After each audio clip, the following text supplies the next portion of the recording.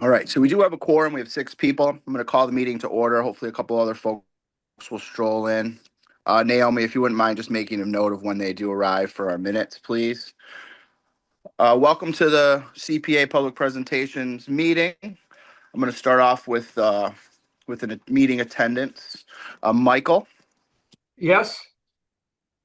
Sarah, Here.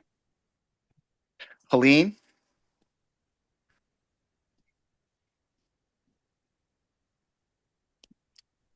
I'm here. I'm finishing some stuff up, so I will be off camera for a few minutes, but I'm here.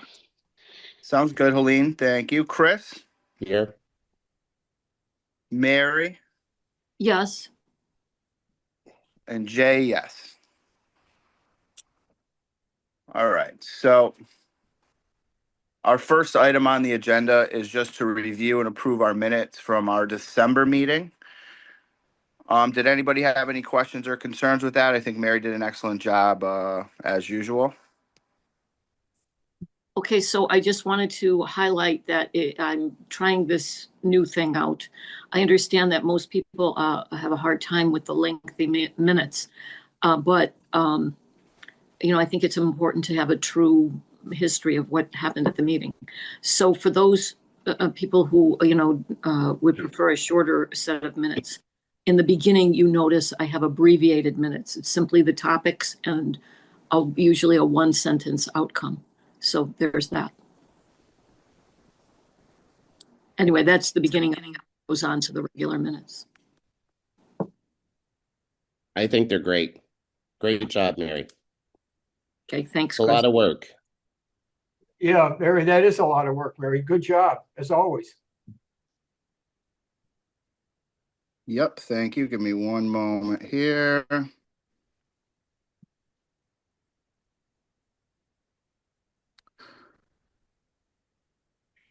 So do you need a motion? Just one second. Yeah, I just have to actually say something to somebody.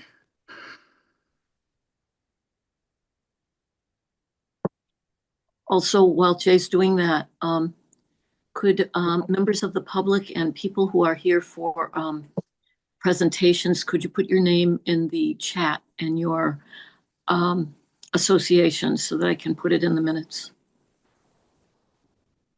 Okay.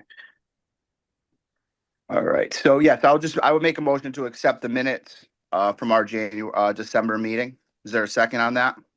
Second. All right. And I'm just going to do a quick roll call vote. Michael. Yes. Sarah. Yes. Helene. Yes. Chris. Yes. Mary. Yes. And Jay, yes. So I apologize. I got distracted for a moment. I had to just send a message to Naomi. But Mary's done a great job for us with those minutes, just making them both detailed and then easily accessible for folks, which I think is great. So I just wanted to mention that.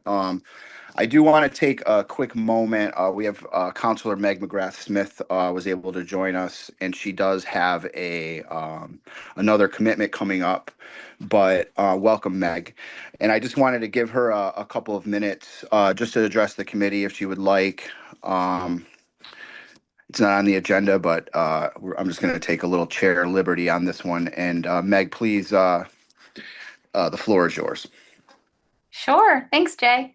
So I mostly just wanted to come on and join for a few minutes to, Jay announced that Councilor Sullivan's going to be stepping in as the new representative from council to the CPA. And I know that that means that this is my last time chiming in and saying hi. Doesn't mean that I won't continue to be a supporter. And I still have institutional knowledge on projects that folks can feel free to reach, out to, and I'm more than welcome to keep helping. But it means I'm stepping down as a member of the committee. This time around, I accepted assignments on finance and ordinance, which both meet 2 to 3 times a month. And that meant that I really had to step back from a third committee. So it was a sad thing to have to ask the council president to find a replacement for me because I've loved working with CPA.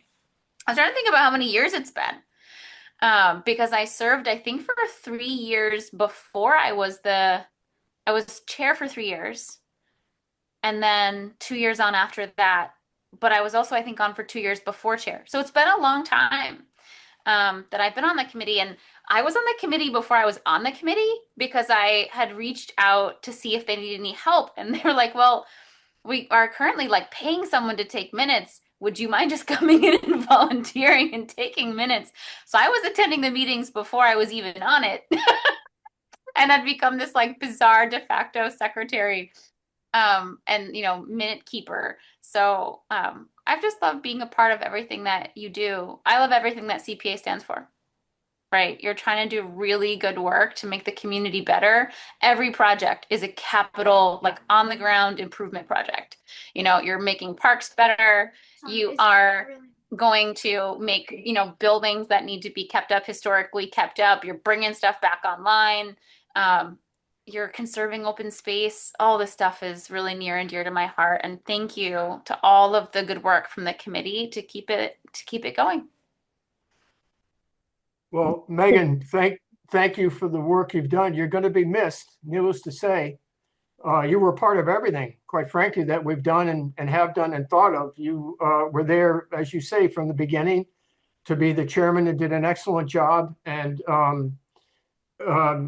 your accomplishments and the work of the committee are one and the same. Thank you for all you've done, and you'll be missed. Thank you, Mike. You will be missed, that's for sure. Will we still be able to call on you for advice? Absolutely. I second what they say, and just thank you so much for all of your efforts. You've been such an incredible asset to this committee. Councillor Sullivan has some big shoes to fill. He'll be back on it. I think he was the council rep before, and Israel Rivera was, and then I came on it. So he'll definitely have some good institutional knowledge too. And you will all have to be kind to him in terms of catching him up before, like, well, you may have been here 4 years ago, or here's what we've been doing since. But thank you all. I really appreciate you, and don't hesitate to reach out anytime. All of you are doing really great work. Meg, we thank you. It was great working together. And one thing I just wanted to mention quick is, you hear a lot of people say, like, somebody should fix this, or somebody should do that, or somebody should help this. And Meg is the one that does it. Meg's one of those people that steps up and actually does it and doesn't talk about it. So I think we need more of that in our city. I think is a good thing. And I've enjoyed working with you, and I appreciated everything. And I certainly, as you probably know, will make good use of your offer to continue to help. So thank you for everything, Meg. And it's been a pleasure from start to finish, and we wish you the best of luck in your new positions. Thank you. And thank you for your work as chair, Jay. It's easy to step back when all of you are doing such really good work, and you transitioned into being chair so seamlessly. This committee is ridiculously strong, right? You look at all of our committees, and we have a lot of good folks doing community work around the city, but the CPA committee has always been a committee that was incredibly strong, had a lot of folks willing to do the research, people who really believe in transparency and in public communication. You all have really set the bar really high, and I know you're going to keep doing it.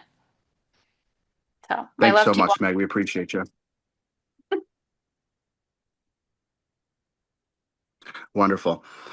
All right. So agenda item number 2 is public comment relating specifically to our FY26 projects. I see only, as far as I understand, Sandy Ward here from the public.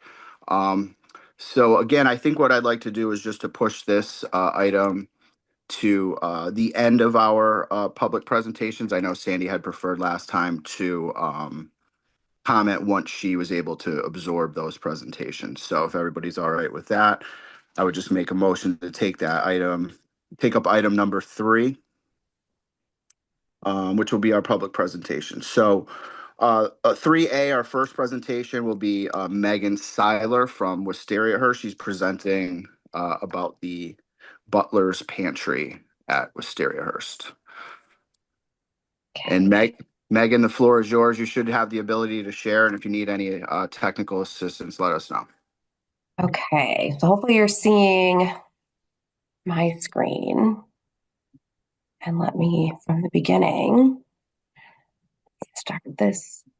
Okay, well, thank you so much, everyone, for considering our application and for inviting me to come and speak tonight. Our project is the Butlers Pantry Restoration at Wistariahurst. So the project addresses the unsafe conditions of the Butlers Pantry, including the rotted subfloor, asbestos removal, and to restore it and provide a hands-on learning space that will discuss the working class, as well as kitchen technologies and what life was like at different time periods when it comes to kitchens and food service. Audiences are always incredibly eager to explore the space, to learn more about it. There's a lot of really cool things in this space that guests don't get to see because of the condition. So you'll see at the bottom of this image, this is like a warming station that is incredibly uncommon in homes. So people would be able to open it up and look inside. We have an old phone line it doesn't work anymore, but we have an old phone that's in that room as well that still has the names listed of who they connected to. And that's another really fun little thing that people can push. And we can say like, oh, well, if you were the driver, you were at a moment's notice supposed to come to the house. And, so there's a lot of really great interactive things that can happen in this space and a lot of really great conversations around labor and domestic labor. And Wistariahurst is a nationally recognized historical building and a longstanding historical, cultural, and educational asset for the city of Holyoke. As I'm sure most of you know, this is not my first time here. So the first step in the process would be to remove the asbestos flooring. We have the asbestos flooring is in both the linen closet, which is attached to the butler's pantry through a swinging door. And the linen closet's around 59 square feet of flooring, and the butler's pantry is around 88 square feet of flooring. On the high range, they estimated around $10,000 to safely remove the asbestos.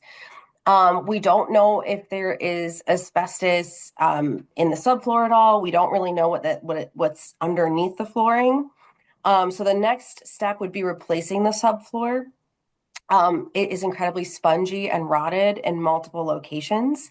The linen closet, which is connected to the butler's pantry, that's in much better shape than the butler's pantry condition-wise. So we're hoping not much work needs to be done in that space, but the subfloor in the butler's pantry is pretty bad. The estimate is around $25,000, but again, we left a lot of contingency room. I think we had about $17,500 in contingency because they said we just don't know what it's going to look like once we start pulling things out and removing things and replacing stuff.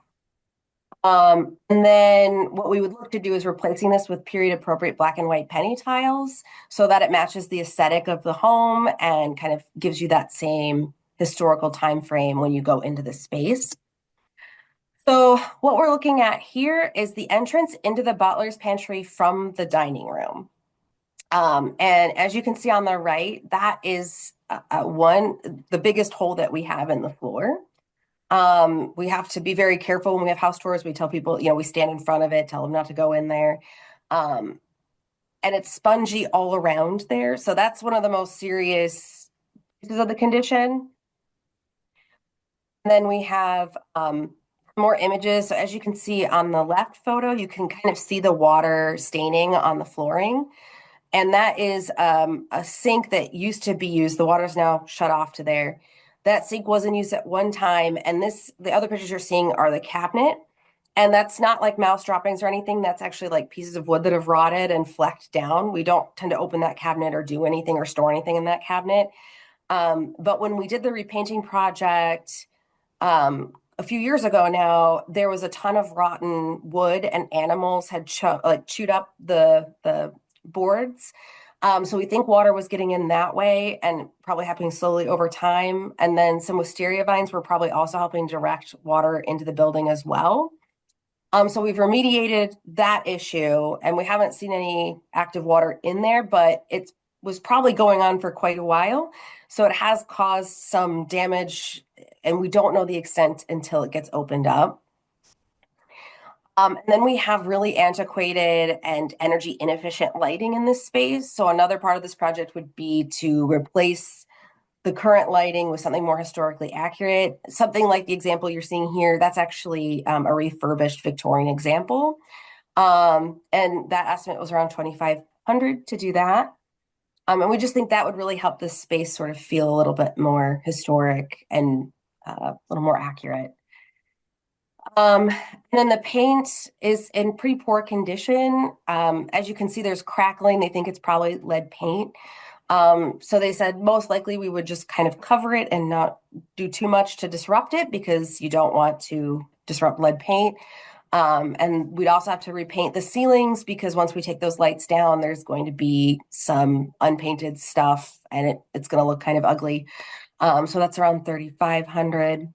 And that's it. So the total project cost would come in at $65,000. Again, that was $25,000 for the subfloor, $10,000 for asbestos remediation, $6,500 for tile installation, the cabinetry painting and ceiling painting around $3,500, lighting around $25,000, and then the contingency and consulting $17,500.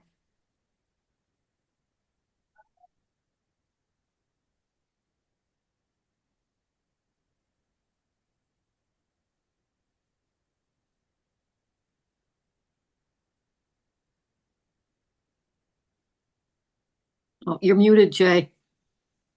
You're muted. Thank you. Sorry about that. I'm going to open it up to questions now. Michael. Yeah, Megan, do you plan on using that sink in the future? No. That's unfortunate. If you don't mind me asking, is it so far gone that you have to rip it out and just leave an empty space, or? Oh, we wouldn't rip it out. The sink is going to stay. We're just never going to use it as a functioning sink. We don't need a functioning sink in that space. If you have plumbing that works, then you have plumbing that can go wrong. So we've just turned off the water to that sink, but it's all going to stay as is. It's just the flooring that's going to be removed. Does that, if you don't mind me asking, I mean, I'm no historical guy, but wouldn't that take away from the feel of the room, having no sink? I mean, does that? No, the sink is staying. The sink's not going anywhere. No, but I mean, to make it functional, to make it a functioning sink, so give it a sense of reality, I guess. Well, one, the plumbing lines are close to the exterior wall, so there's a chance that pipes could freeze or burst there. We don't want people leaving the sink on or turning it on or messing with it, and then water would be running.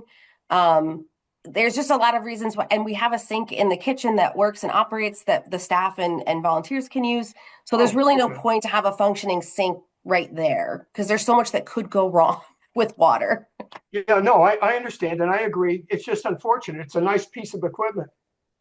And that's not actually historically accurate. That's a modern installation. So I that know, was but it's put in still the 90s. You're right. You're absolutely right. But it's still a nice piece of equipment. But anyway, thank you. Any other questions or comments for Megan from committee members? Helene. Hi, thanks so much. I was just wondering if you could talk a little bit about the kinds of programming that this would potentially inspire, or thoughts for that. And you talked about sort of a way to tell stories about the working people in the home in Holyoke's history.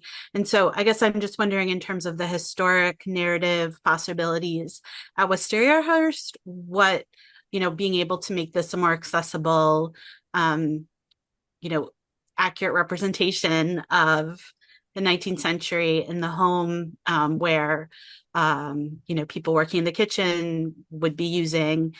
What does that add to what Wistariahurst has now? Like, what other stories does it allow you to tell, and kind of what the ideas are for being able to expand programming and other information with this, being able to renovate this and create that?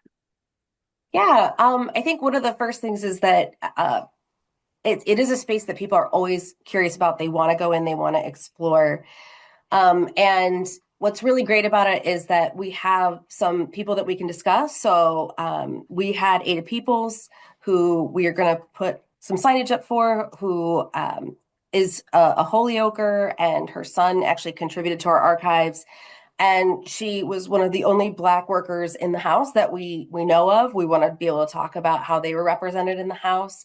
We want to talk about the kind of work that was done and how working in this house would have been different. So we have, I've recently curated the tenement room upstairs. So it would be nice to sort of talk about the differences between the people who lived in the tenement room. What would their food prep look like versus working in this house? Running water, you would have access to a warming drawer, you would have food prepped, it would pass through the kitchen. You'd have, we're hoping to open up the linen cabinet eventually, because there's, it looks like that's where they would prep pastries, because there's a marble slab in there, which looks like that's where they prepared stuff. Having it where kids could come in and set the table. So taking out the plates and learning how a table would be set, what these different things were for, dining etiquette. We have, and again, like, this is something I'd work on curatorially, but the nice thing is we could tell more stories about the people who worked in the house, like the cooks, like the butlers, like our Ada Peoples, who we'd love to feature a little bit more of, and talk about how that differed from people who would live in the tenement housing, and the discrepancies between how much harder it would have been to make a meal if you didn't have running water, or if you had to go up and down the stairs to, pump some water and come back up. And you have to heat up your stove in order to even get it started, and how those technologies made life easier for some and how other people were excluded from having those luxuries. And then there's also some really great technology that we have historically, like we have a 1920s toaster, and seeing kids get excited to learn about, like, here's what an old toaster looked like, here's how it worked. So there's a lot of these like really fun elements that we could use and incorporate to create hands-on learning in that space. Whereas a lot of house museums don't have hands-on learning, we really want to prioritize that, as we move the museum forward. And this would be such a great space for that. And it's such a great public project that I think would just, people would be really excited to get to explore it and enjoy it. Wonderful. Any other committee members have any questions or comments for Megan? Chris? No, I'm good. Thank you, though. Good. All right. Yes. Can I just? Meg, I just had one. Oh, go ahead. Oh, go ahead. Well, I just wanted I just had one. Thank you, Megan, for such a nice, thorough budget. It's all written out very well in the description here. It was easy to see. Thank you. Yeah. Absolutely. Thank you. And just one question I had for you, Megan, was just a time frame on this project. Do you know what you were thinking for completion? I think I put on my application, my hope would be around this time next year. So mid-fiscal year 27.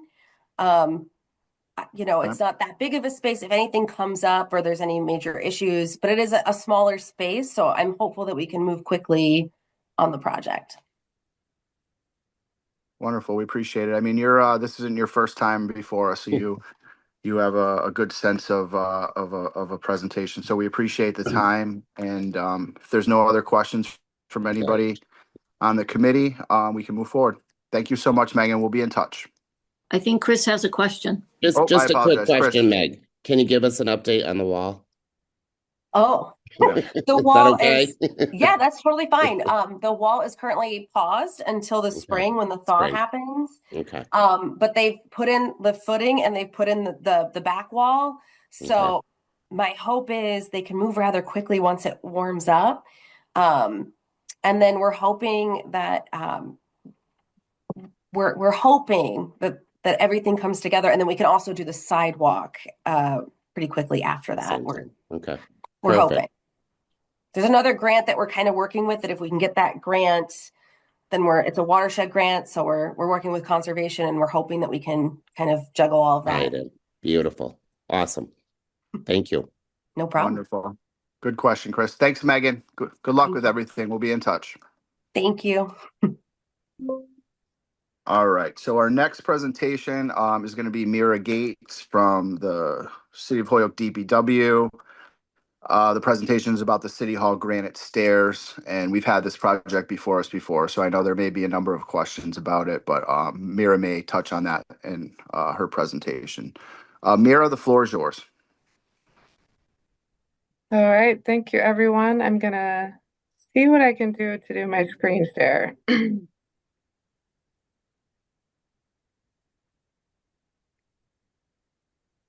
Does anyone know if I should do like start my PowerPoint and then share? I apologize. I should know this, but To share the screen, you have to have the file open.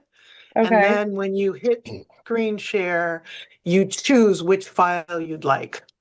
Okay. So if you have multiple files open, you'll have to, pick the screen, the presentation one. All right, I think I can do this. Okay. And if you need help, I have it also, Mira, so I can share it if you have trouble. Yep. Okay. I guess, would you mind sharing it? That would be so helpful, actually. Of course. Give me a minute. I have it open, but I have it at the ready, but not quite open yet. Actually, let me give it, I could give it a try too. Actually, let me see if I can do it.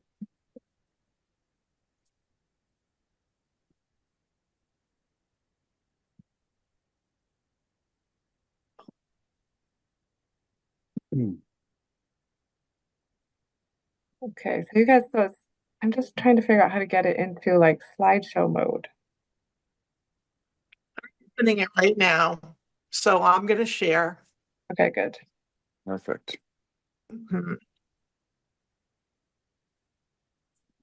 I'm slow, but I can do it. I appreciate your help. Sorry, I wish I was more prepared to get it going. All right. So can everybody see that okay? Yep. All right. So let's see. Slide. Oh, this is Google, not PowerPoint. So give me a second. Where is?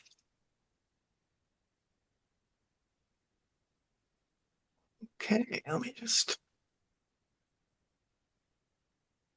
Yeah, slideshow. There we go. Just in a different place. Okay. So just tell me when you want to move from one slide to the next. Okay. Great. Thanks, Naomi. Thank you so much. Okay, so our project is for the City Hall granite stairs and annex stone pillars. And we're looking for funding to begin the design and planning for the restoration of those areas within the City Hall and annex. Next slide, please.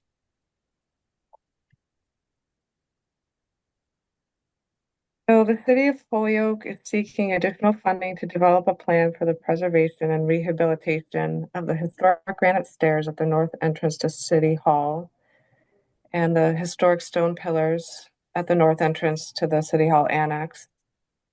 Additional funding in the amount of $100,000 is requested to supplement the $30,000 received in fiscal year 25. This will allow the city to complete a detailed conditions assessment, identify preferred repair alternatives, mass historic permitting, and prepare bid level drawings and cost estimates. These deliverables will serve as a foundation for future permitting, bidding, and construction once implementation funding becomes available. Next slide, please. Is this the right slide? Yes. So here we're looking at the north side of City Hall, the entrance near the mayor's office. And it's not quite a close-up, but if any of you have walked these stairs, they're in very poor condition. You know, someone with a disability or someone who's older would have some trouble navigating them. There's a lot of wear to them, so they're kind of worn down. There's some visible gaps, not how we would like to present our important space at City Hall, where so many visitors go to meet the mayor and other city staff. Next slide, please.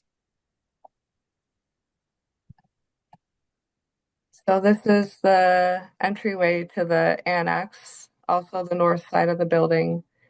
And this also just shows deterioration and some holes where pests can get into the building. We, of course, would like to maintain our facilities so that they appear well, in good condition for both public perception and just long-term maintenance. Next slide, please.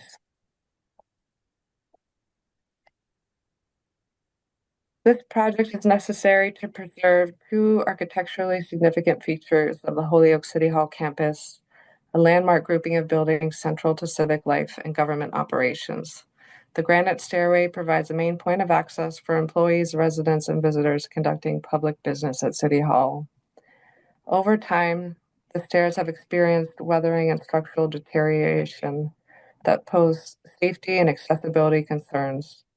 Similarly, the stone pillars at the entrance to the City Hall annex have deteriorated at their bases, allowing moisture and pests to enter the building envelope.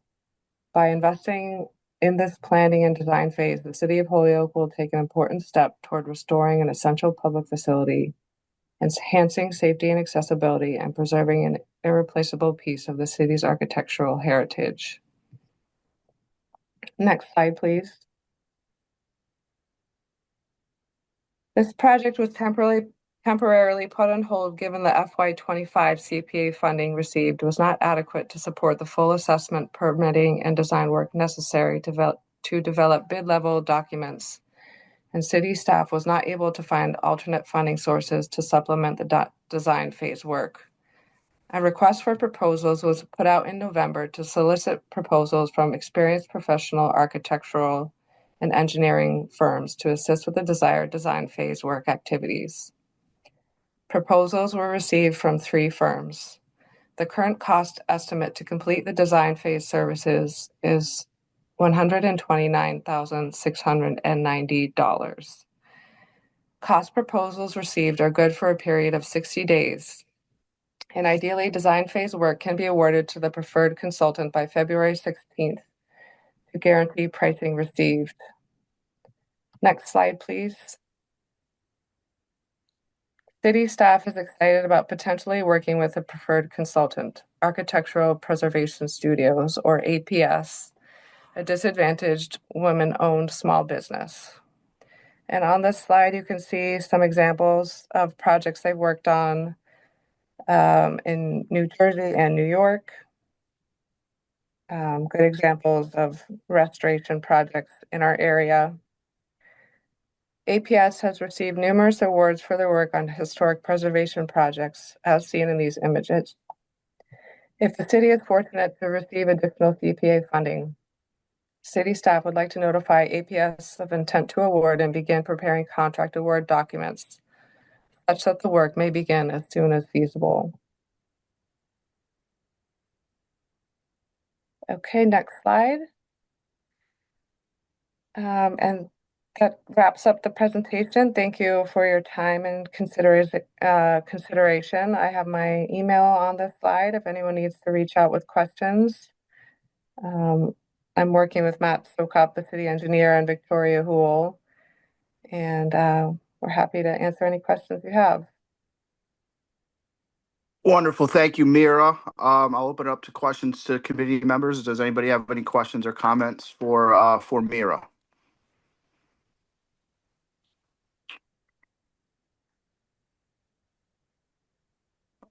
Sarah, and then Michael. Thank you very much, Mira, for the presentation. Definitely, I think it's important to make sure that anyone who's, visiting our city hall, the heart of our city, is, met with a good impression. So I guess my first question is just kind of related to the proposal itself. As far as deliverables go, you had talked about, kind of design specifications. Would deliverables also include a cost estimate to kind of support the bidding process for future construction work associated with these stairs? It would. Yeah, our goal is to bring this through the full permitting and design phase and to develop bid level documents. So we want to just kind of complete this fully, and once we wrap up this phase, be ready to move forward with construction in the next phase. Yes, Okay. it would include a cost estimate. Awesome. And has there been any thought yet? And I know it's kind of getting way ahead, given that you don't even have the design or anything. But just as far as funding for the future construction work, has there been kind of any initial thought to sources of funding for that? So, and on past projects like the Wistariahurst retaining wall and City Hall stained glass windows, we've pursued mass historic funding along with CPA. We would definitely intend to do that. And if there were any other opportunities, we'd pursue those as well. Okay, thank you very much. That's all I've got. Thank you. Thanks, Sarah. Michael? Miria, you said you were looking for $100,000. It's printed here, $100,000 is the request.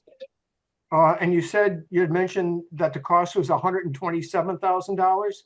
Did I understand that correctly? Yeah, so we I think it was in fiscal year 25, we received an award for $30,000 through CPA to begin a feasibility study and assessment for this project.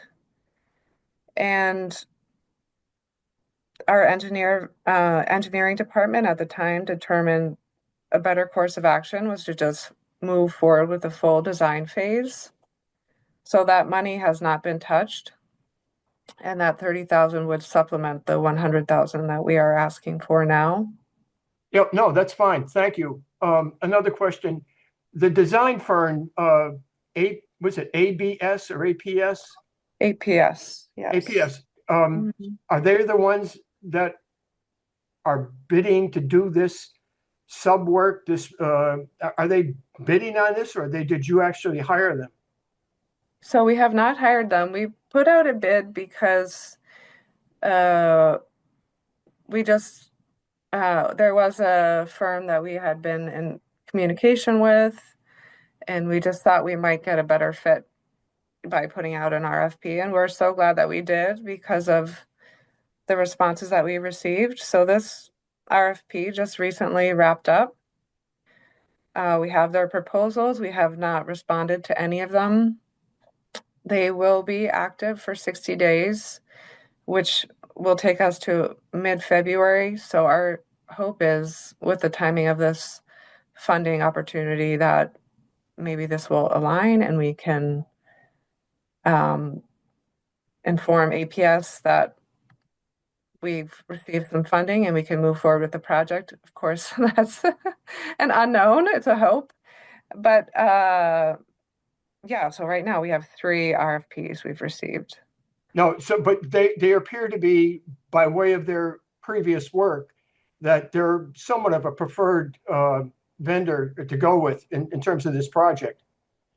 You haven't hired them or anything, but you looked at their work and you're happy with it, and they appear to be someone that you may hire as a result of getting this grant.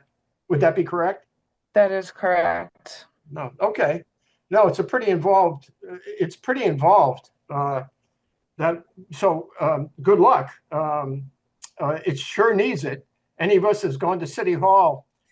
But another question: how old are those steps?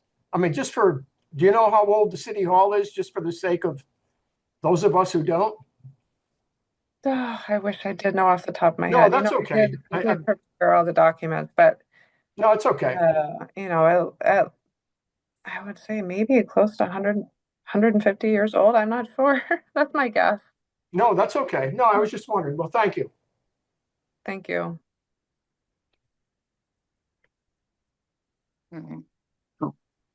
I've got Chris and then Mary. I think this is just more for Jay.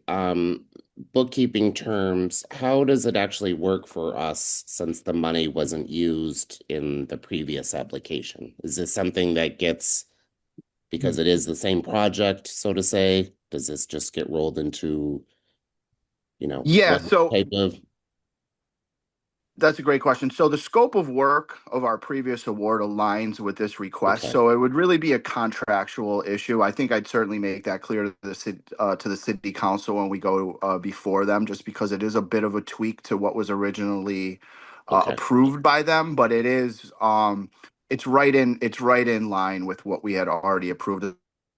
Essentially, they had asked for 30, realized it was going to be 130, and came back, Right. to fill it out, rather than kind of, the discussion was to sort of do some baby steps with the 30 and kind of plot around and then see where we were. But I think it just seemed more fiscally prudent to just move forward with the whole engineering study, essentially. And if I'm speaking incorrectly, Mayor, please correct me. But that was my understanding of it. Yeah. Okay. Thank you.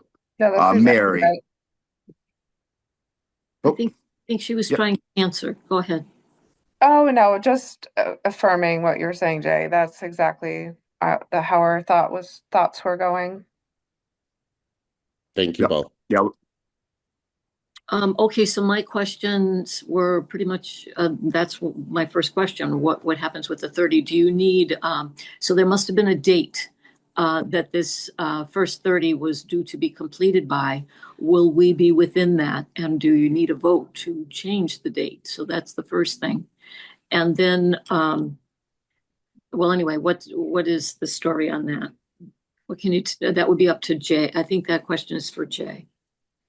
Yeah, again, it would be a contractual thing. That would be, we'd have to go through the city solicitor and sort of make sure that we had good process on that. But, from our perspective, it would be essentially, either it would be one of two things, either rolling the prior award into this award, assuming they're approved, or extending the prior award to align with the time frame of the new award. It'd be likely one of those two things. And, typically for these questions, we'll reach out to Lisa Ball and, her and her staff always do a great job in being thorough and making sure that we have good, clean process on that. So that would be how that would work. Okay, and my second question is this. So February 11th is our next meeting, and we will be hearing the last three, I think, applications. So that's almost mid-February. The question then is to Mira, what if we can't give a commitment by the middle of February? What will happen with your RFP with, what was it? Architectural design, preservation design. What will happen then? You said you had till the middle of February. Yeah, so the bid, I believe, expires 60 days after it's received, but if there's a preferred vendor, I think there's a chance to I'm trying to look in my email because our engineer gave me some language around that, but yeah, so there's you have those 60 days, but there's an opportunity to just kind of discuss with them and allow for a small extension so that it doesn't expire. So we wouldn't have to put it out again, because I'm kind of remembering, like last year, I think the awards were formalized maybe, or like informally announced end of February, and then I believe in March was when the formal announcement happened, is how I remember it. Yeah, but can't promise the same exact timeline every year. Oh yeah. So, Well, I mean, yeah. if I Let me see if I can pull up the email. If I may, what I could say to that is, if you're looking at a $130,000 contract and someone gave you a proposal for 60 days, they're covering themselves, so you don't take so long to make a decision. But I have a sneaking suspicion if, you reached out to them, a month, 2 months later and said, hey, if you can maintain those prices, you get this contract. I would be very surprised if, there were any kind of substantial price increases. Thank you. Thank you for that. All right. Is that all your questions, Mary? Yes, thank you. Okay. And I could just tell you, Mira, that the odds of us getting it completed by mid-February are 0. So Okay. if I had to guess, just with our timeline, we're going to be taking our vote to allocate sometime in March at our March meeting. From there, it goes to the city council. We do require their approval, so that would be maybe another month, 6 weeks. So you're looking at mid-April, end of April would be a likely time. So just for your planning purposes, that's what we're going to look at, and Okay. that'll be about as quick as we could turn it around. So, Okay. Yeah, I'm just finally But- pulling up the email. I apologize. Like if Victoria was here, she would be able to respond better. But the main thing as I'm sorry, whoever spoke up with me, I couldn't see. But it's about holding the pricing beyond those 60 days. So I'm imagining that APS would be kind of amenable to that and excited to work on the project if it all works out. This is Naomi.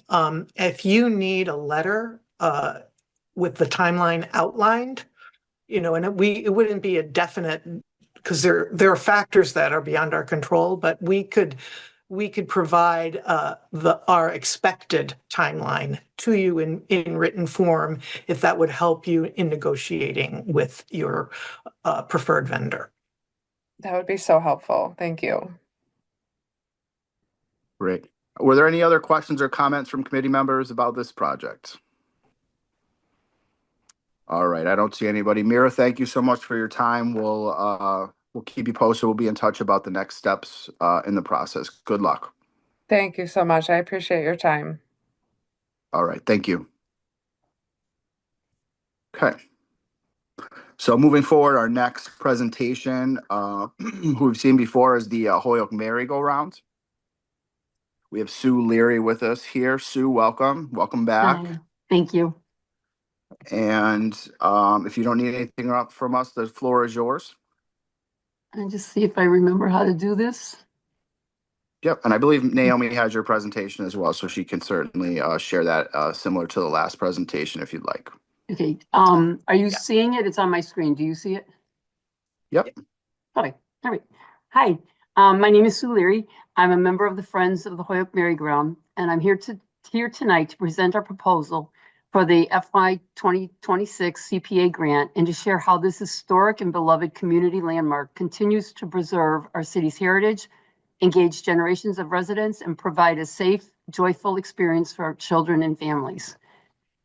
The Holyoke Merry-Go-Round is beautifully restored antique carousel located inside Holyoke Heritage State Park. I think I've lost my place on my, wait a minute, I missed one. I'm so sorry. Trying to follow my script and my slides. It was built between 1927 and 1929 by the Philadelphia Toboggan Company. The Holyoke Merry-Go-Round is a beautifully restored antique carousel located inside Holyoke Heritage State Park. Saved through an extraordinary grassroots efforts by Holyoke residents, it represents what a community can accomplish together. Situated near the Holyoke Heritage State Park Visitor Center, the Children's Museum of Holyoke, and the Volleyball Hall of Fame, the Holyoke Merry-Go-Round offers a picture-perfect setting for family gatherings, birthday parties, business socials, or wedding ceremonies. The carousel is fully handicapped, accessible, ensuring fun and enjoyment for guests of all abilities. We are a rare capsule of the past, fixture of the present, and creator of memories. The Holyoke Merry-Go-Round is a historic structure and cultural artifact of significant architectural and community value, listed on the Massachusetts State Register of Historic Places and recognized by you, the Holyoke Historic Commission. Architecturally, it is rare and well-preserved example of our 20th century carousel design featuring hand-carved wooden horses, original mechanical systems, and historic band organ that reflect exceptional craftsmanship and engineering. Culturally, the Holyoke Merry-Go-Round is closely tied to Holyoke's recreational heritage through its origins at Mountain Park and current home at Heritage State Park, representing generations of shared traditions and community memory. As an active community landmark, it continues to serve the public as an inclusive, accessible space for intergenerational engagement, educational programming, and community events, reinforcing civic pride and preserving an important piece of Holyoke's history for future generations. We are a powerful symbol. The Holyoke Merry-Go-Round is as significant as a powerful symbol of community pride, successful preservation, and shared nostalgia. When Mountain Park closed, Holyoke residents united to raise more than $1 million to purchase and relocate the carousel, preserving a beloved tradition and contributing to downtown revitalization. Known as Holyoke's happiness machine, it connects generations through lasting memories and present-day joy.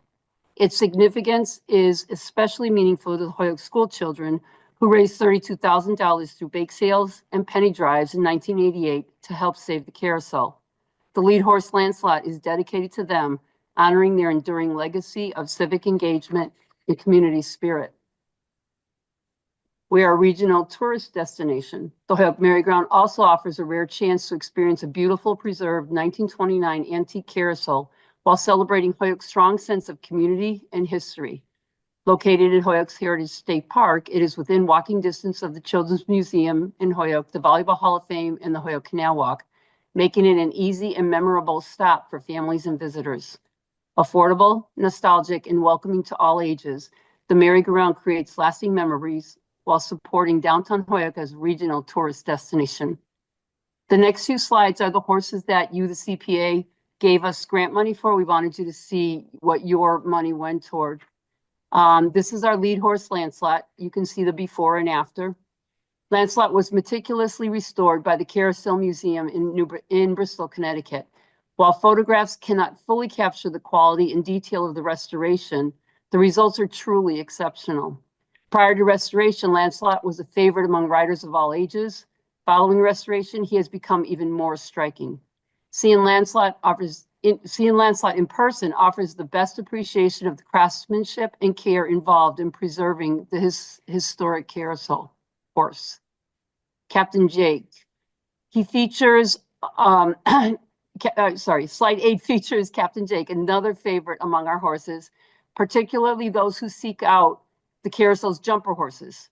During the selection of the color palette, research showed that Americana themes were popular in the early 1900s, leading to the choice of red, white, and blue. In the before image, the eagle holding a ribbon can be seen painted over. When Jay Collins sold the Holyoke Merry-Go-Round to the original committee and the horses were placed in storage while the building was under construction, John Hickey repainted each horse in his living room. At the time, the goal was not historic preservation, but rather to create a visually appealing ride.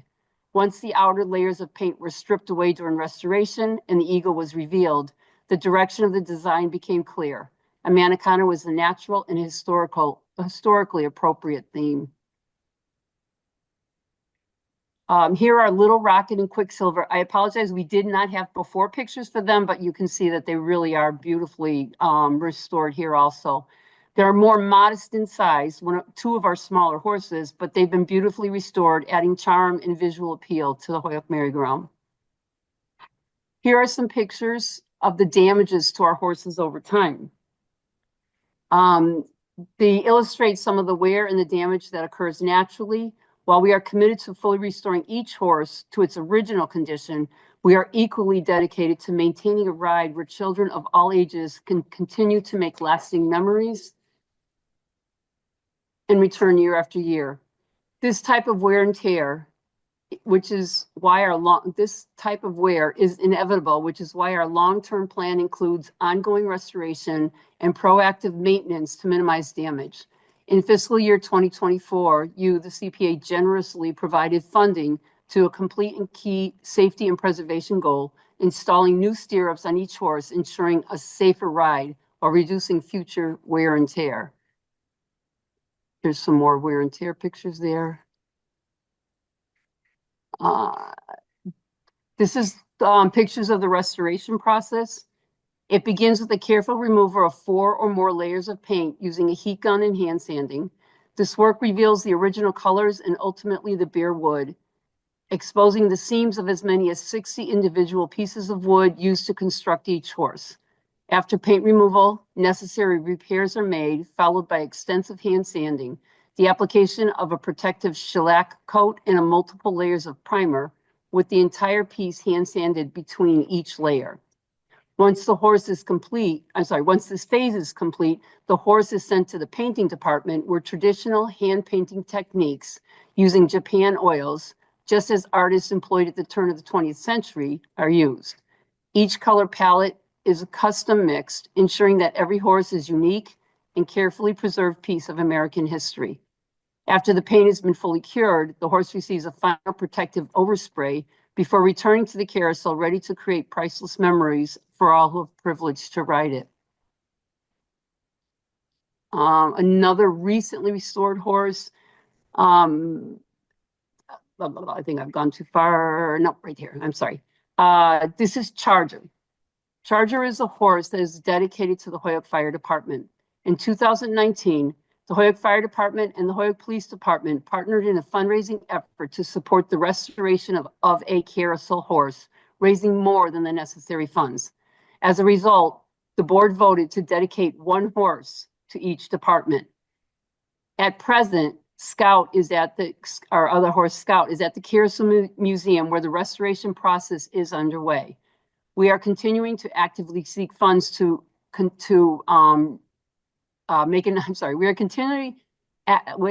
we continually actively seek funds through donations and fundraising efforts to reach the total amount needed for Scout. We remain committed to moving this project forward.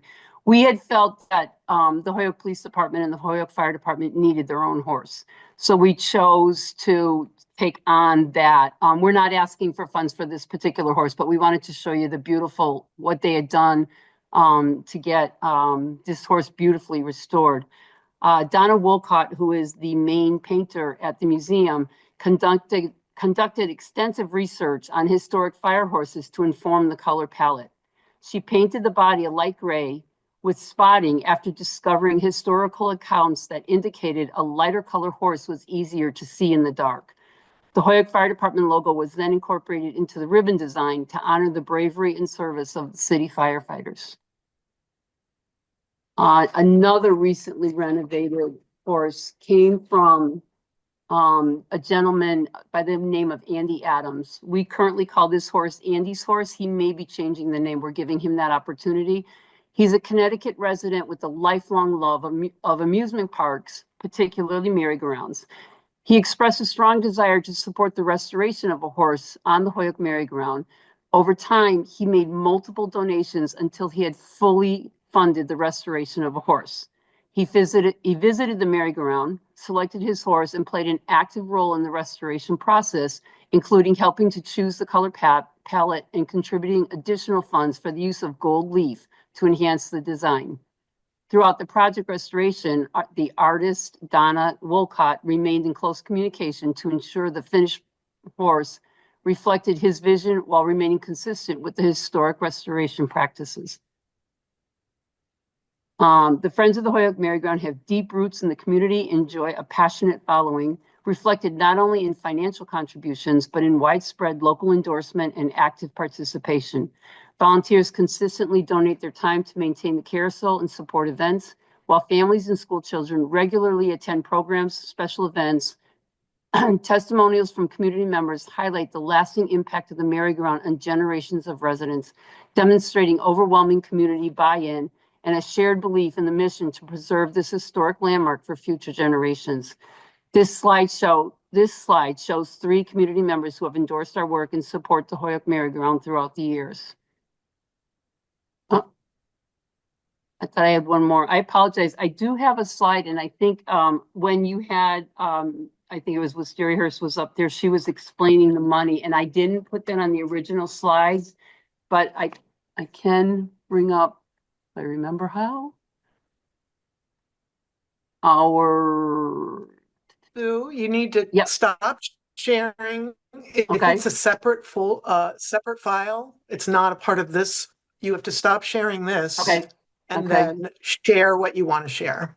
Stop share. Well, what I had done, and like I said, I didn't think when I was putting our slideshow together, I was thinking that I had already given you our proposal through I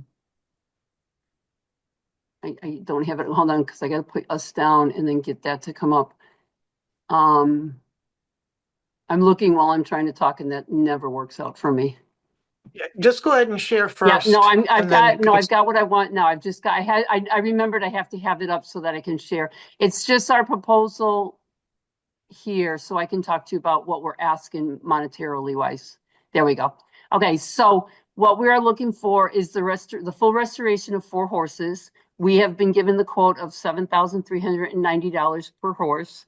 They would need what we call a telescope, just part of what needs to get put on the horse to get the horse back onto the merry-go-round. We have, I wish I didn't even think of it till tonight. I apologize. I will bring it to you or send it to you if you want, but we have a beautiful plaque that we have designed that is similar to what our doors look like. And on the plaque, it will say the CPA gave us the funds for these specific horses, as it will for the other 4 horses that you have already restored for us. And then the rental of truck to bring the horses down to the Bristol, Connecticut, and then back again. So a total of $31,960. And you can send me any materials and I'll add them to the application. So okay, what I have is I can put this on the slideshow. Let me get out of there because I can't look. All right, and I can send you a second slideshow and it'll be on there. But that came right from the grant. I just copied that right off the grant there. okay, you don't have to supply it as a slideshow. It's just more that people usually review the money in the presentation, but we have your budget in your application already. Okay. But if you wanted to share pictures of the plaque or anything else, like okay. maybe definitely. the horses you're choosing to renovate. Definitely, yeah. Okay, then I'll add those to the application packet.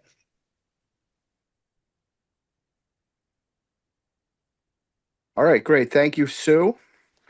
We appreciate that presentation, and the horses that have been restored are looking outstanding. I've seen them in person a couple of times. Are there any questions or comments from committee members about that proposal? Michael. Yeah, so very quickly, you had described the 4 horses that you're looking at, as being damaged, somewhat significantly damaged than the others? The horses that almost every horse that we have left has some damage. We don't believe it's significant damage. When we brought Lancelot down there, we started to get worried. Lancelot is always the most ridden horse. And they were worried that they weren't going to be able to save his legs. And in the process of what they did, they realized that they could. We thought we were going to have to go into a lot more money. And they've really perfected what they do down there, and they know what they're looking for. The damage that you saw is just normal wear and tear. Many of the horses, even some of the horses that have been restored, we have to go back in and touch up a little. It's where the children's legs or their feet and their shoes land, or without the stirrups that you so graciously gave us money for, they were climbing onto the horse by the tail or by those legs that go up, where now they have the stirrups to climb on. Oh, good. Beautiful. That sounds terrific. To your knowledge, do you have an approximate number of how many horses are still in need of some more significant repairs than others? Are there some that just have to be, do you have like 10 more that just have to be retainted, and you have maybe 15 more that really need the type of work that this company does? Do you have any idea of that? Yeah, the full restoration, I believe we're under 10 horses. I think it's 8 or 9, I believe, at this point. I could find that out for sure and get that to you also. But when we call full restoration, it's taking all the paint off and then putting it all that whole step that I told you through. In terms of damage, we don't see any significantly damaged horses, but you really don't know that until the paint comes off. Oh, okay, but to your knowledge, you think there's probably about 10 more that need more serious care than the others? Not more serious care, just 10 more to be restored. We've Oh, been okay. restoring these horses for quite a while, so we're at the point where about 10 horses left out of the Beautiful. 48. Yeah. Keep up the good work. Thank you. Thank you. Wonderful. Sarah. Thank you so much for that presentation, Sue. I had always thought of the merry-go-round as an amazing, important place for our community, but I think after this presentation, I now think of all of the horses as their own works of art. It was really amazing to see, how much goes into that. So just a couple questions. First one, I'm pretty sure you'd already said you're going to do this with Naomi, but just want to confirm, would you be able to just just for informational purposes, just send us pictures of the horses that are up for restoration, just Definitely. to kind of see before. We have a board meeting on Monday, and I will challenge them all to pick 4 horses, and we will get you pictures of those 4. One of the things I realized too, when I was talking about the bridles, I don't have a picture of the stirrups for you. So I will definitely show you what those stirrups look like and how amazing that they are for getting our children on the ride. Awesome. Thank you so much. And then my only other question was just a slight, really minor question with regards to the budget. It looked like for the truck rental, it was multiplied by 4. Would that be something where all horses would be able to fit in one truck? And would that reduce the truck budget slightly? The only problem is the museum cannot always take 4 horses at once because of the amount of horses that they are renovating. So usually they will take 2 from us. They'll get 1 started, and it's a process of about 3 to 5 months each horse. So they start getting 1, and then that one goes to cure, and then they start another one, and that one cures, and then they've got other Sunny's Place goes there, Bristol, I forget that one. There's one down in Bristol that goes there. So they all sometimes have horses there also. So it's just how the process that it works. They really could take 2 from us at a time. Makes sense. So from a logistical perspective, it definitely makes sense to kind of assume that, they'd be sent separately. All right. And we also, we did have access to a board member who brought them down in his own truck one time, and we did not have to use the rental money, but we were afraid that depending on what happens or whatever, it may not work. So we put that in there, but it may not necessarily be something that we'll use if we can get the board member to do it. The original grant we got in, we actually had piecemealed every single person it would have cost to pay to take the horses off, and then we realized the board members want to do it anyway, and they'll do it for free. So we didn't put any money in there for labor. We said that's our love going into that. Oh, awesome. Well, thank you so much. Thank you. Mary. Yeah, thank you, Sue. I thought, I thought it was really good, a really good presentation, and appreciated seeing all of the before and afters.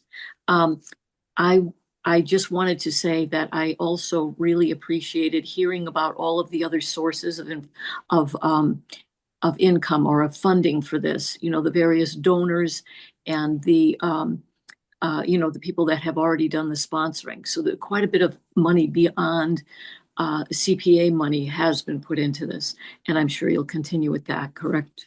Continually looking for funding and anywhere we can find it. Thank you. Thank you. Wonderful. Are there any other questions or comments from committee members at this time? All right, I'll throw in a couple myself. Sue, that was a great presentation. We appreciate it. I just love seeing those horses restored. The thing that's interesting to me about the merry-go-round is it's something that, my parents enjoyed when they were little. I enjoyed when I was little, and still enjoy, frankly, as a full-grown adult, and that my children enjoy. It's a piece of living history for our city. It really is, and it's just the ability of a small group of volunteers on a bare bones budget to maintain such a point of pride for our city is really amazing. And we just appreciate your good work. And Thank you. thank you for your time this evening. And we'll certainly be in touch about the next steps moving forward. Thank you. We appreciate it. Thank you so much. Thank you very much. All right. So our last presentation this evening is the Holyoke Health Center Child's Building window restoration. And we have, I believe, Alejandro will be presenting. Is that correct, Alejandro? I know there's Yes. a number of representatives from your organization here tonight, which we appreciate. So Perfect. Alejandro, the floor is yours. Thank you so much, Jay. Let me just get this.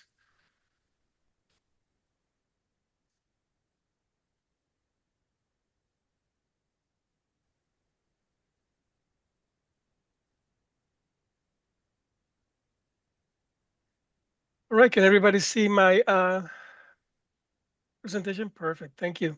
Good evening, everyone. My name is Alejandro Esparza Perez. I am the CEO of Holyoke Health Center, and I am here with Tammy Kosick, who is our Chief of Strategy, Development, and Community Partnerships, and our grants project manager, Glorimar Irizarry. We are here on behalf of our organization to present our project, the Tiny Child's Window Restoration.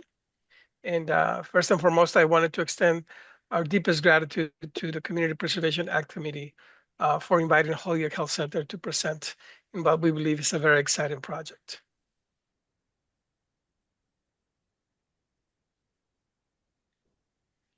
So at the core of our mission at Holyoke Health, it's a very simple, succinct, but enduring mission, which is to provide comprehensive healthcare for our communities. And for us, this is not just a mission. This is truly a commitment that we have upheld for over 50 years. We serve over 24,000 local patients, and this is thanks to the support and dedication of over 375 healthcare professionals. And together, we do our best to ensure that high quality comprehensive care is accessible, consistent, and also community centered. So for us, looking ahead, the Tilly Child's Stagger Complex represents a very important next step in that mission, which is this renovation would not be simply about restoring a historic building. It would be about expanding opportunities from training the next generation of healthcare professionals to increasing access to care and wellness services for our seniors. So as we move forward, we want to continue to remain deeply committed to strengthen the health of our community, honoring our legacy. We've been around for a long time, but also continue to build a healthy future for those who we serve.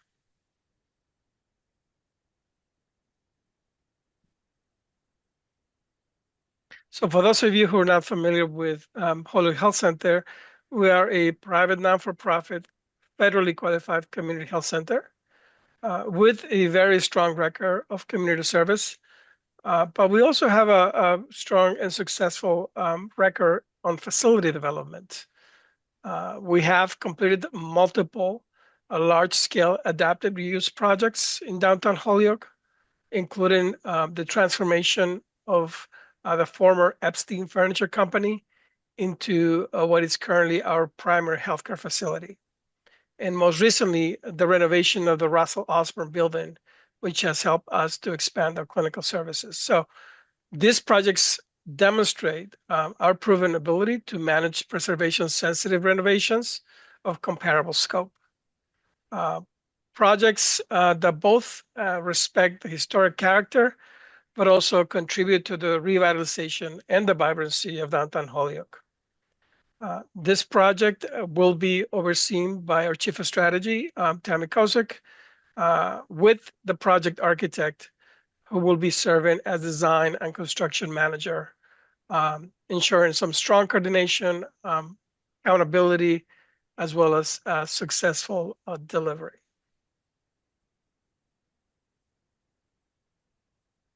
So now I will briefly walk you through the scope of the project. So currently, the existing windows of the building are severely deteriorated, and they're all covered with plywood. So as part of the project, those windows will be removed and replaced with historically appropriate energy efficient windows that respect the building's architectural character. All work will be designed and executed in full compliance with historic preservation standards. This is a critical component of the project. So not only the project of the building will preserve the building's historic integrity, but it also support rotted citywide revitalization efforts. Holyoke Health Center will assume full responsibility for the long-term maintenance and stewardship of the windows, and this ensures that the investment is protected over time and helps prevent future code or compliance penalties. So we believe that overall, this project represents a thoughtful balance, preserving the past while improving performance, sustainability, and long-term viability for the future.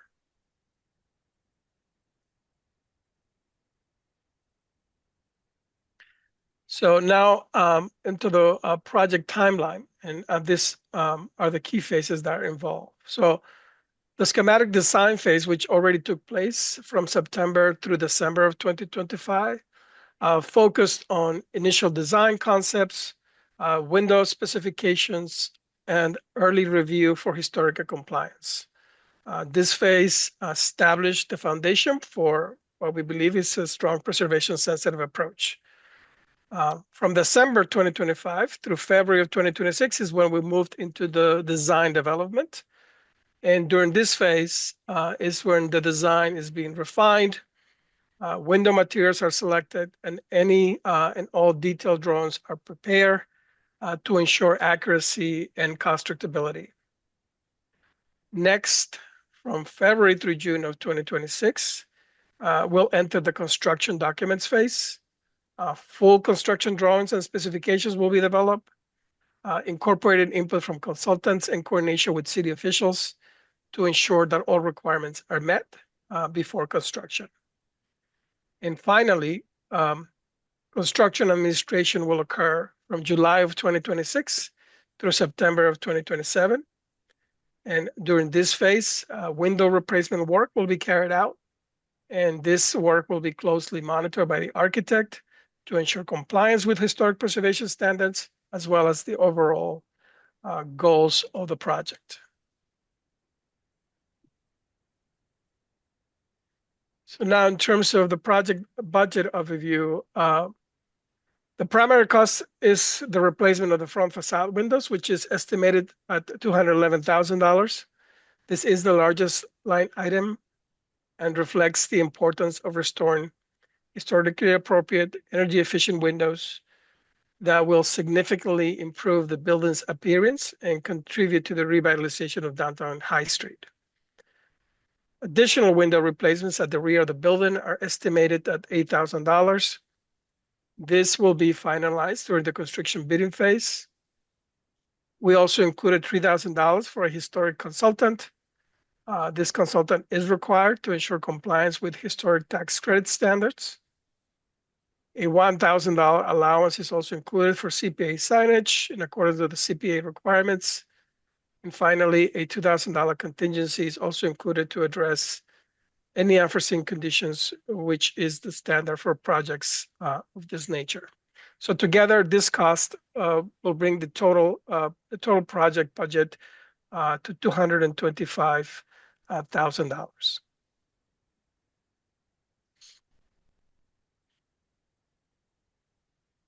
So this window renovation is part of a larger project, what we call the Steiger Tilly Childs Complex, and will be supported through a combination of public and private funding sources.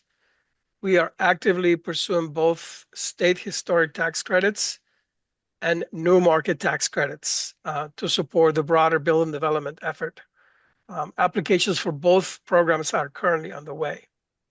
Holyoke Health Center is also making a direct financial commitment to this project. This includes internal investment, staff time, project planning, and if necessary, bank financing to support the overall completion. To manage cost responsibly, this project could be phased if required, but with priority given to the front-facing windows to address code compliance and prevent further deterioration.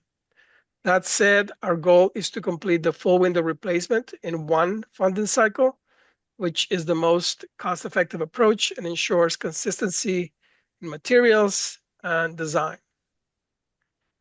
We acknowledge that maintaining the current timeline may be difficult without full funding, and any resulting delays could increase the risk of continued deterioration, higher long-term cost, as well as reduced community benefit. But we will continue to do our best to pursue additional funding sources to reduce the financial burden on the health center, allowing us to preserve resources for our core mission programming.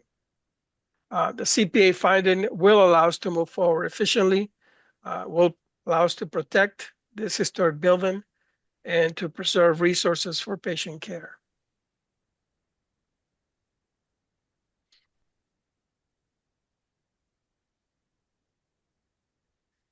The City of Holyoke Community Preservation Plan identifies historic preservation and community revitalization as part of its core priorities.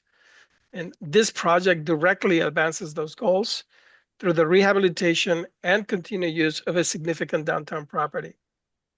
So by restoring historically appropriate windows and reinvesting in the Tilly Childs building, we are safeguarding its architectural character while ensuring it remains an active community serving facility well into the future. We also believe this project embraces sustainable practices. Rehabilitating and reusing an existing structure will avoid the environmental impacts associated with demolition as well as new construction, while the installation of energy efficient windows will reduce long-term heating and cooling costs. So taken together, this project, we believe, supports Holyoke's broader revitalization strategy, strengthen cultural identity, encouraging economic activity in the downtown corridor, as well as expanding access to essential healthcare services, which is all in alignment with the goals outlined in the City of Holyoke Community Preservation Plan.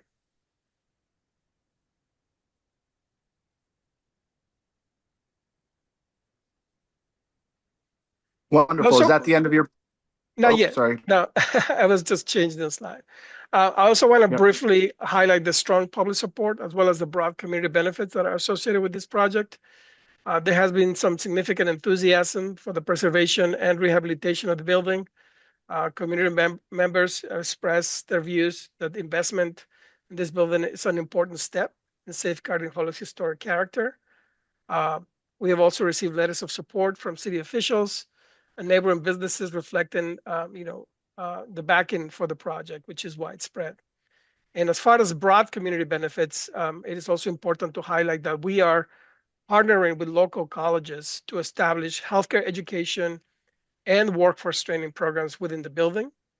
And these partnerships will bring students and faculty into downtown Holyoke, supporting nearby businesses as well as increasing daily activity along High Street. There's also strong support for the expansion of the healthcare services.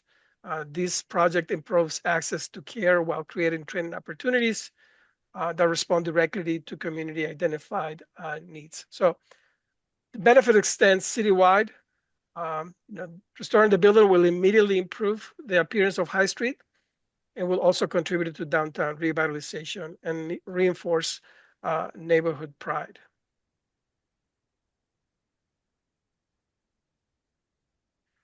I like this slide a lot because I think this slide brings everything together. On the left side, we see the building as it currently exists, boarded windows, interior deterioration, and a structure that no longer reflects the strength or the potential of our community. On the right, we see what this project makes possible. Restore historically appropriate windows that allow light back into the building, and back onto High Street. This tier once again contributes positively to the downtown streetscape, reinforcing vitality as well as neighborhood pride. And you can see inside the building how it becomes active, alive, community serving, supporting healthcare training, welcoming seniors for care and wellness services, and creating opportunity to strengthen our local workforce, as well as improve the quality of life. So this project is way more than just restoring a building. It's about transforming an underutilized historic asset into a place of purpose, activity, and care. One that serves Holyoke today and will continue to serve Holyoke for years to come. For that reason, I will respectfully ask for your support to help us bring this vision to life.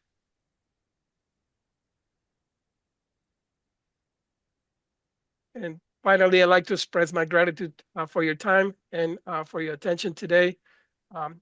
We have all of our information in case you want to learn more about ongoing projects and initiatives at our health center. And thank you again for your interest and support.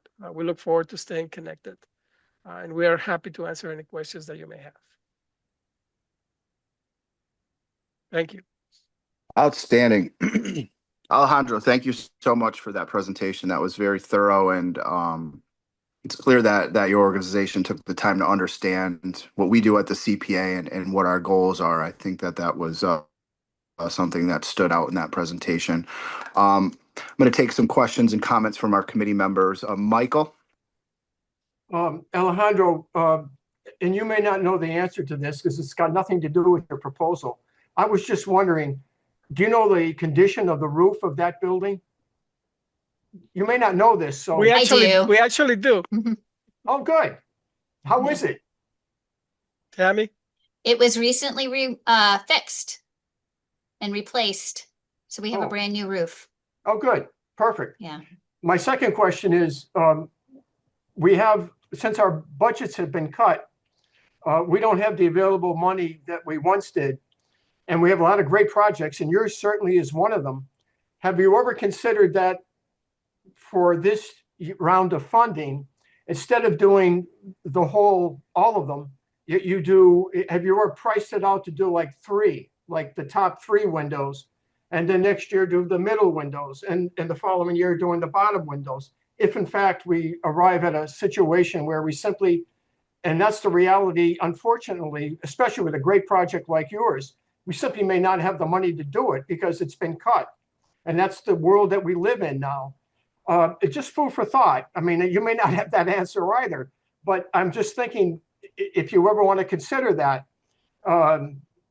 as our story unfolds, doing a little bit at a time, for 1 year, wait a while, do another, then another. But that's just a suggestion. It may not occur. You may get fully funded or not. We don't know what the future holds, but just your thoughts on that, if you don't mind. Yeah, I mean, you want to take that based on your conversations with the architect? Sure. Because of the way that the full remodel of the building is happening, we hope to do the windows all at once. They are going to be carefully restored to uphold the integrity of the exact wood, and that's going to all be workable to do. But because of our timeline and completion of the project, we actually have to have the facade, completed by September of 2027. And so that's our reality in terms of, because we have other funding that we're working with that is kind of directing us. And so I would love, if I could do that and I could do a few at a time, that would be, of course, ideal. But because of the project timeline and what we are planning on putting in there, we would like to do all of the windows at once, if possible. No, that's fine. No, that's okay. Yeah. Thank you. Mm-hmm. Thank you, Michael. I've got Sarah and then Helene. Great. Well, thank you so much for, such an informative presentation and also, for such an exciting project that really, brings vitality and beauty to, a dilapidated building in downtown Holyoke. So I'm very excited about that. I guess my first question was more with regards, I just some curiosity about the historic tax credits that you're looking at. Is Holyoke Health Center a nonprofit and therefore tax exempt? So how does that work with historic tax credits?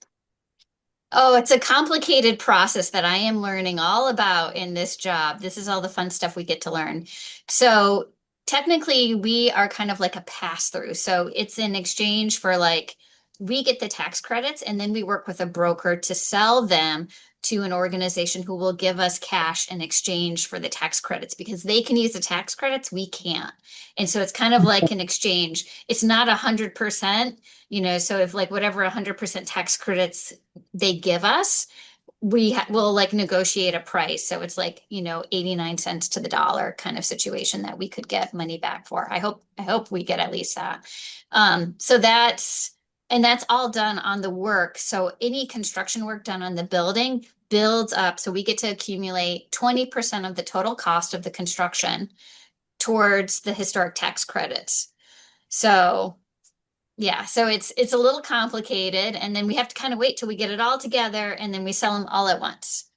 Got it. Makes sense. Thank you so much for clarifying that. And then just out of curiosity, if it is possible to get any tax credits, would that ultimately reduce what you're looking for with grant funding, or would that go to, you guys are obviously doing a lot of work with this building. So is that kind of, slated to go elsewhere, or kind of how are you anticipating that?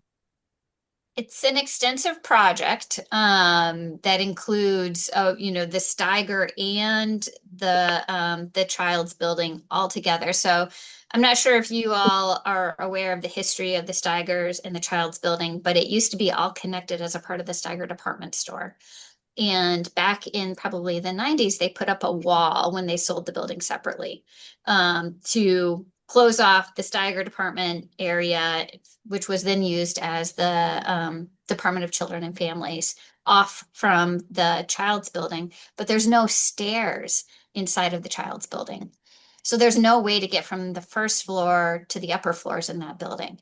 And so it's meant to be a part of the Steiger department store. So that's a part, it's wrapping in a whole big project that is going to be, we're looking not only for historic tax credits, but new market tax credit to kind of fund the project, and then putting, some of our own funding into that to do that. But, any money that we can do to reduce what we're putting in will help us, because we're also, like Michael said, we're faced with budget cuts as well, and funding. And so anything helps to kind of bring this building back up so that we can provide the services to our patients. Makes sense. That's awesome. I didn't realize how, I don't want to say useless, but to not even have stairs, what a benefit, to take something that's, really not doing much in such business area.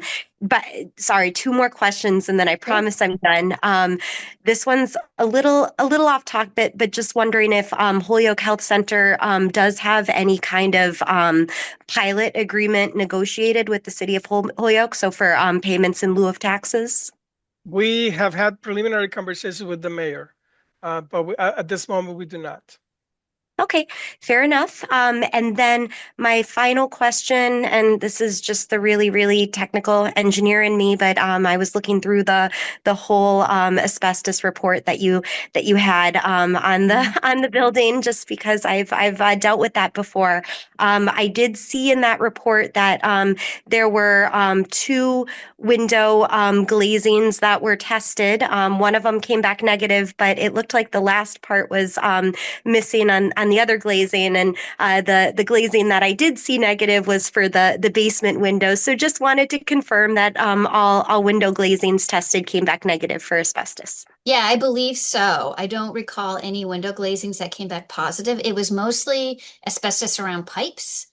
And then in the I call it Rainbow Building because that's the sign on it, but the Child's Building, there is the partitions in the old part of the store that had like the walls that were up for the dressing rooms and the divisions in the department store.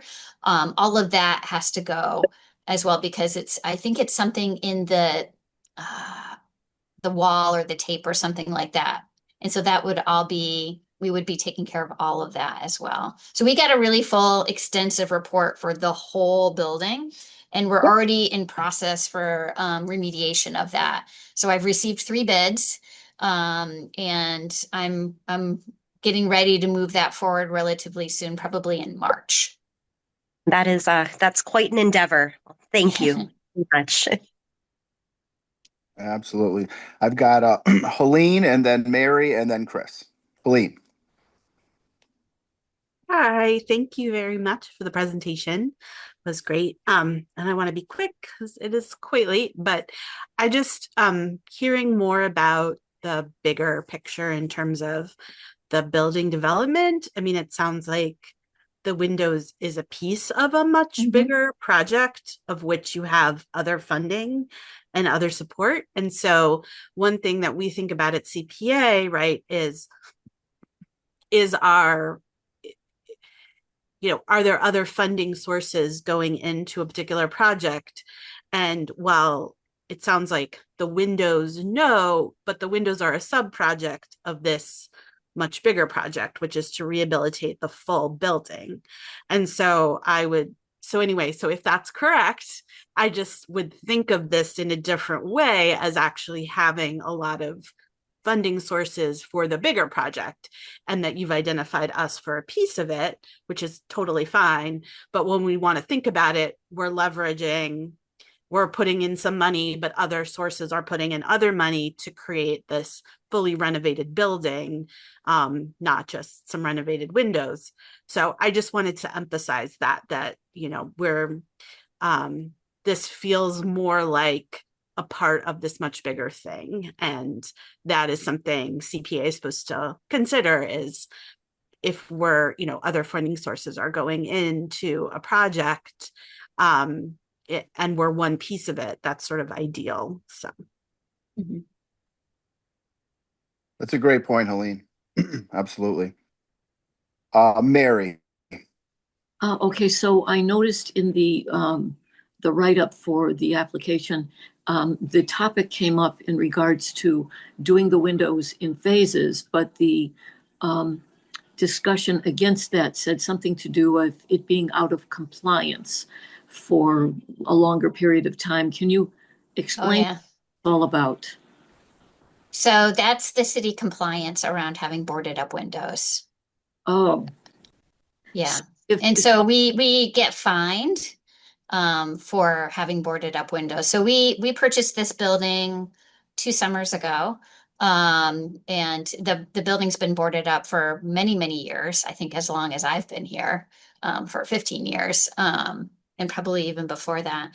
And so since we purchased the building, have been working to figure out a plan to modify the building.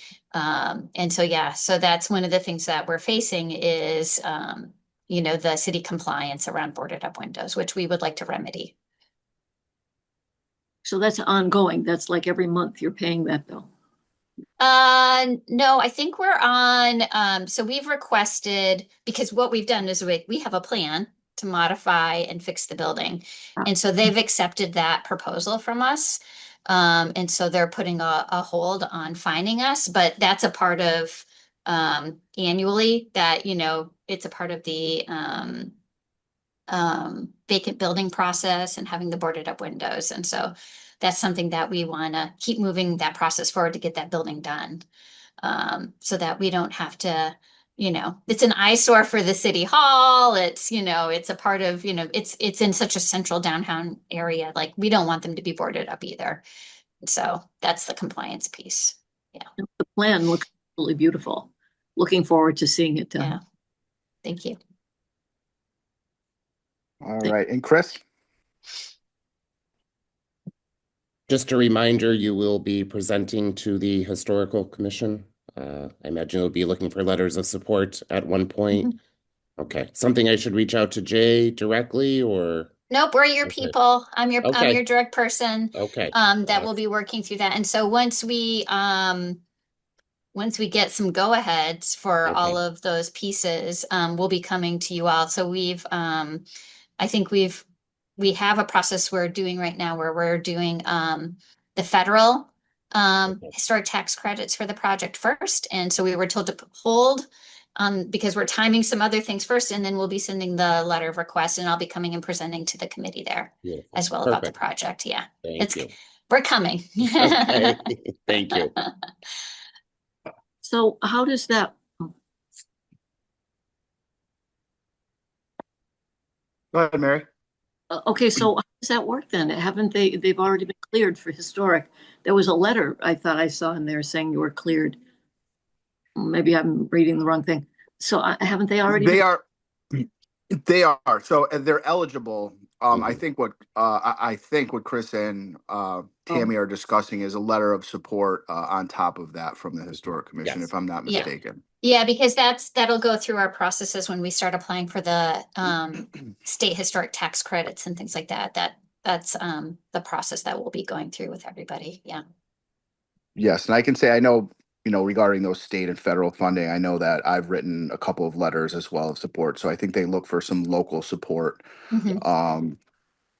as one of their criteria for approving those funds. So, but Correct. excellent question. Thank you. All right. Were there any other questions or comments from the I committee just members want to at this clear time? up because it had come up in the chat that Naomi thought that we had misnamed the building on slide 3.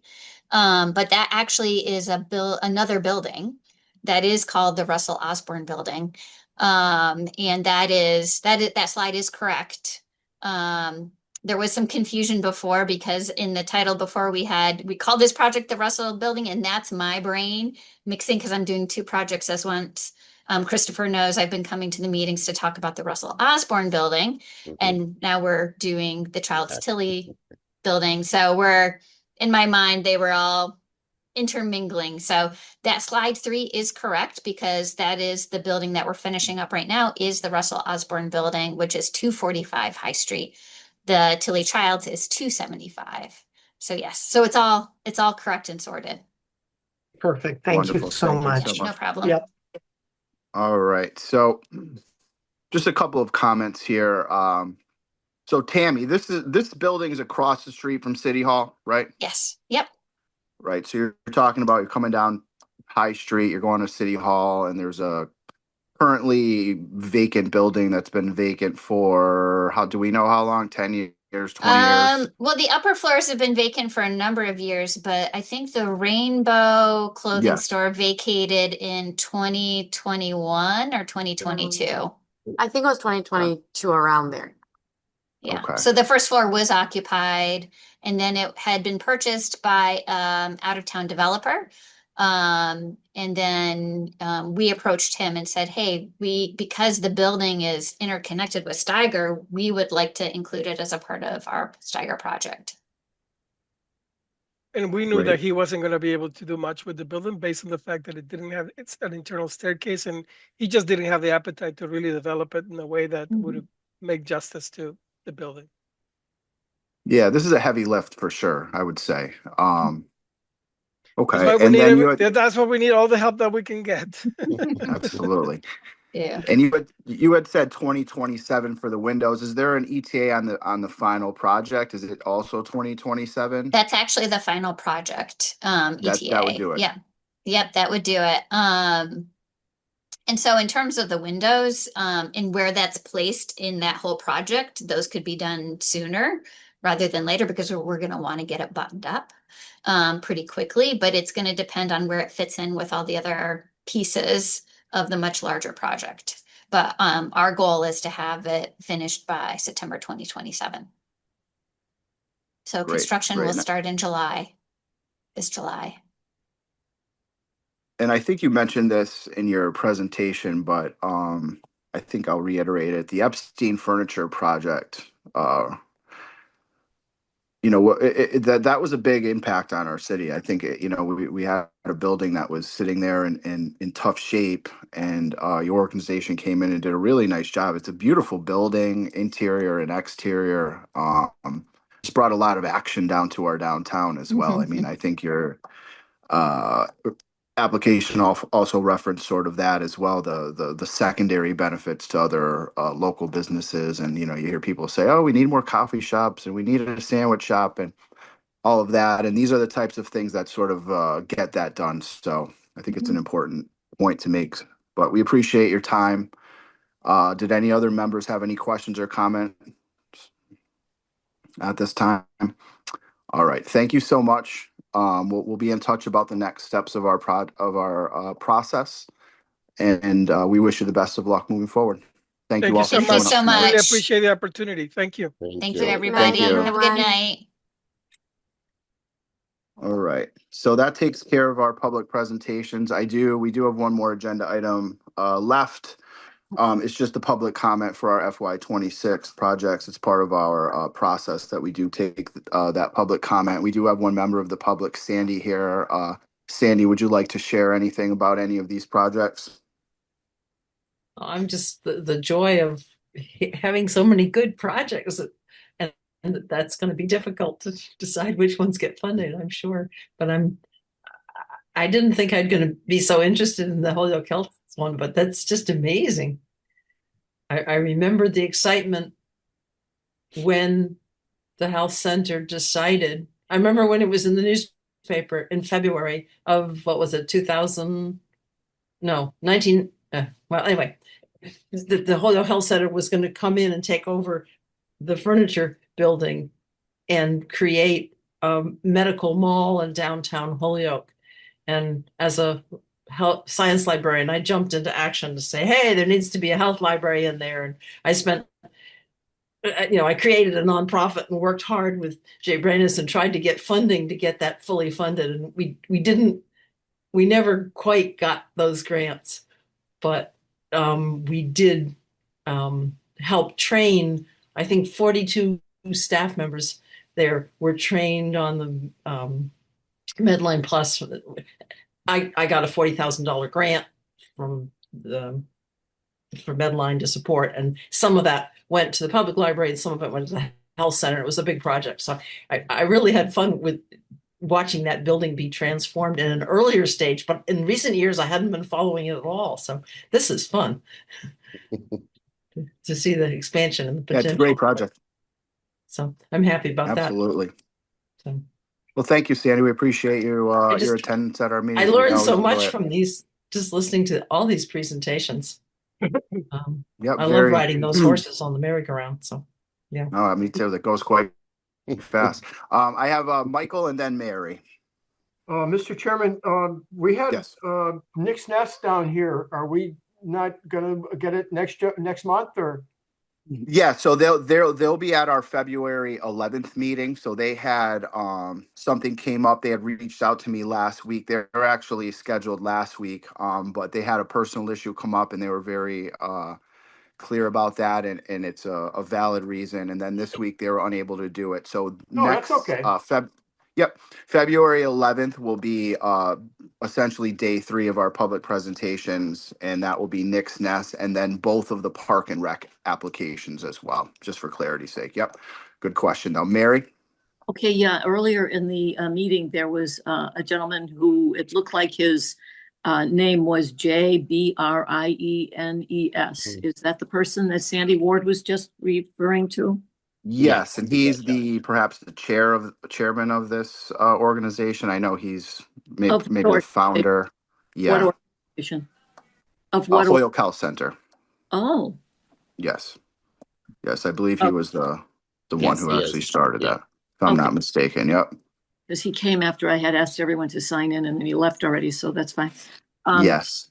Okay, and the other question I had was, can you remind us how much is our grand total that we have to work with?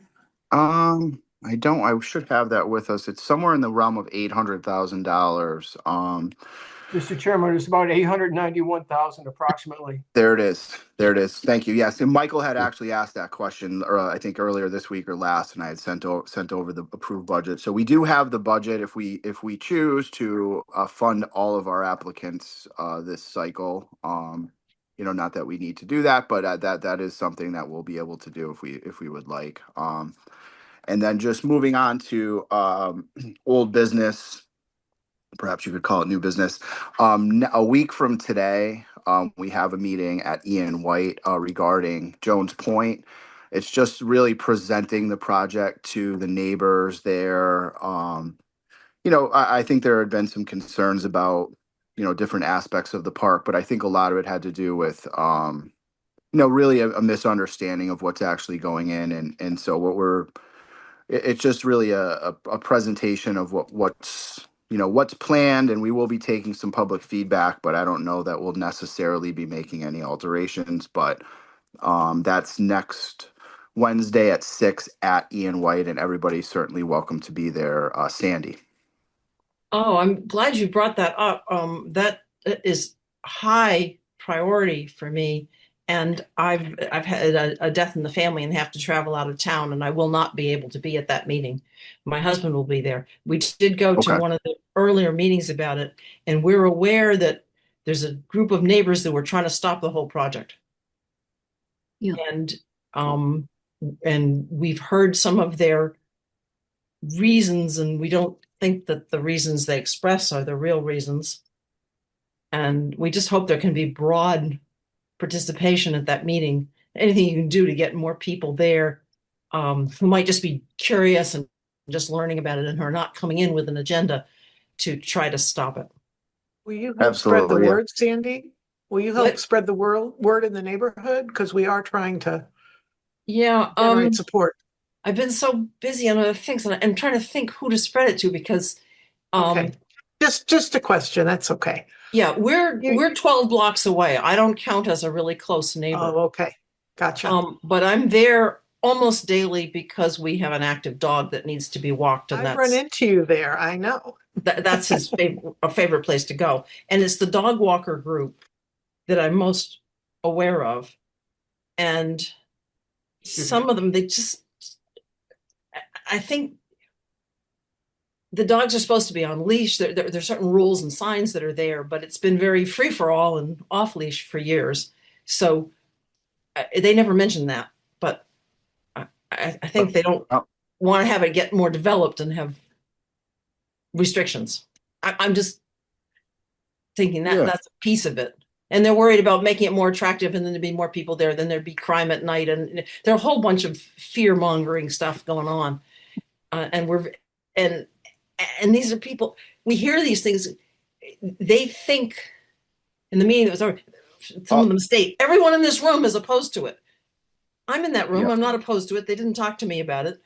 So I'm offended by No, well, it should be an interesting meeting. And like I said, it'll be next Wednesday at 6 o'clock. And I welcome everybody to and I'm come. sorry, I'll be on a train going to Washington, D.C., so I can't. Well, maybe you can appreciate everybody. Yeah. But I've been trying to think who. Appreciate everybody's. Thank you. Yeah. Appreciate everybody tonight. And I'm going to just wrap the meeting up. So our next meeting is going to be February 11th. Just one last thing just before we go. Meg, obviously, as you all saw, is leaving the committee, and her replacement will be Michael Sullivan, counselor at large. So he's been a supporter of the CPA. He's always very kind, particularly so when I go before the council, and I think will be a good addition to our very strong group. So that will be the new member, and we did reach out to him today, just to kind of bring him up to speed. And I'm not sure when he'll be able to join us, but hopefully soon. So thank you all for your good work tonight and for your great questions, and we'll be in touch. Thank you, Mr. Chairman. Take care. Bye-bye.